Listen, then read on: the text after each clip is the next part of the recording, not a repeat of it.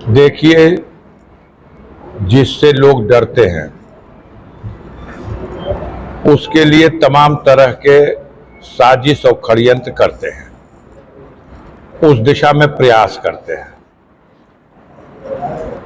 क्योंकि उत्तर प्रदेश में 80 का नारा देने वाली भारतीय जनता पार्टी, उसको पता है कि यह खोखला नारा जनता के गले में उतर नहीं रहा है। जनता में सरकार की विफलताओं की चर्चा हो रही है, बेरोजगारी का सवाल, महंगाई और भ्रष्टाचार का सवाल, जिस सवाल पर कोई बात नहीं, न पार्टी के नेता और न पार्टी के प्रत्याशी। तो असली मुद्दा तो यह है चुनाव का। अब सवाल यह है कि हमारे पीछे पड़े हुए हैं।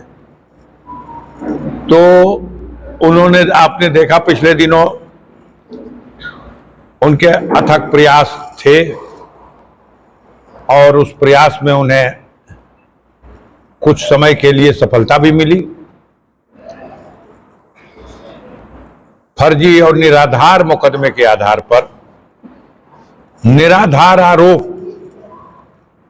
जो आरोप समकक्ष न्यायालय ने उस आरोप से मुझे दोष मुक्त कर दिया और उसी आरोप के आधार पर उसी के समकक्ष न्यायालय ने मुझे दोष सिद्ध करके 4 साल की सजा सुना दी।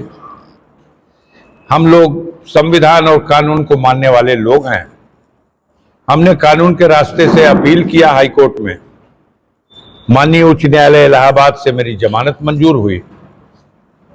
फिर सर्वोच्च न्यायालय गए तो वहां से जो 4 साल की सजा का आदेश था, उस आदेश को भी स्थगित कर दिया गया और हमारे अपील के निस्तारण तक वो आदेश स्थगित रहेगा, ऐसा फैसला आ गया। परिणाम स्वरूप मेरी सदस्यता भी बहाल हुई और मुझे चुनाव लड़ने के लिए योग्य भी करार दे दिया माननीय सर्वोच्च न्यायालय ने। अब जो अपील है उसके लिए भी माननीय सर्वोच्च न्यायालय ने डायरेक्शन दिया था 30 जून तक इसका निस्तारण करने के लिए प्रयास किया जाए। माननीय उच्च न्यायालय को उन्होंने इसके लिए आदेश में लिखा है और ये तभी से ये लग रही थी, ये मेरी अपील सुनवाई में। अब उस पर हम सब बहुत टिप्पणी नहीं करेंगे कि क्यों नहीं सुनवाई हो रही थी, लेकिन हम ये जरूर कहेंगे कि हर तिथि पे हमारे वकील न्यायालय के सामने उपस्थित रहे और प्रयासरत रहे कि इस अपील का शीघ्र निस्तारण हो। जैसा कि मैंने कहा कि हम लोग कानून और संविधान में विश्वास रखते हैं, तो हम अपने स्वतंत्र न्यायपालिका के आदर्श न्याय हित को भी सर्वोपरि मानते हैं। हमें उम्मीद है अब गोदी मीडिया वालों को, विपक्षी दल के लोगों को हो सकता है ये पता हो कि उच्च न्यायालय में फैसला क्या आने वाला है, मुझे नहीं पता। मैं तो कानून के रास्ते से अपील दाखिल कर दिया हूं और कानून के रास्ते से मेरा वकील उस पत्रावली में जो साक्ष्य हैं उसके संबंध में अपनी बात रखेगा। निर्णय करना है हाई कोर्ट के माननीय न्यायाधीश को और निर्णय से पहले निर्णय सुना रहे हैं गोदी मीडिया के लोग, विपक्षी राजनीतिक पार्टियों से जो प्रत्याशी घोषित हुए हैं ये लोग। तो गाजीपुर की जनता देख रही है, ये कड़ी कोई कड़ी अफजाल अंसारी के नाम पर खड़ी नहीं है, लेकिन इस समय घबराहट है अफजाल अंसारी के नाम की। और हमारे कार्यकर्ता पूरे धैर्य के साथ, पूरे साहस के साथ, अब पूरी लगन से, ईमानदारी से जुटे हुए हैं। गाजीपुर की जनता जो घटना हुई है उससे मर्माहत है।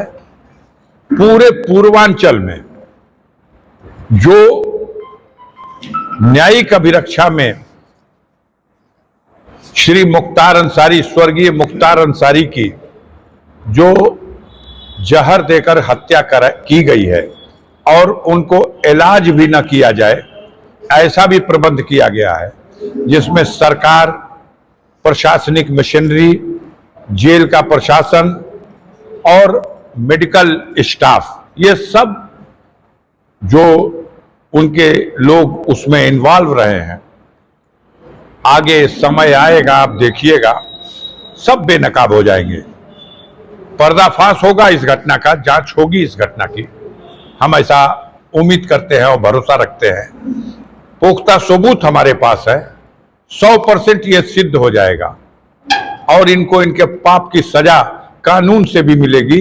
अभी फिलहाल जनता जनार्दन में एक फैसला हो चुका है कि भारतीय जनता पार्टी और उसकी सरकार में बैठे हुए और उसकी मशीनरी जो कानून से हट करके जो अन्याय करने की घटना में लिप्त रहे हैं, आज उसकी सजा इस चुनाव में भारतीय जनता पार्टी को पूरे पूर्वांचल में सफाया करके पूर्वांचल की जनता, और इसका असर मैं कहता हूं पूरे उत्तर प्रदेश में ही नहीं, बिहार तक और देश के दूसरे प्रांतों में भी जहां कहीं इस घटना की गूंज हुई है, सबने देखा है, सबने सुना है, सबने महसूस किया है और सब एक मन मिजाज बना दिए हैं और ये पतन का एक बहुत बड़ा कारण बनेगा इस सरकार के।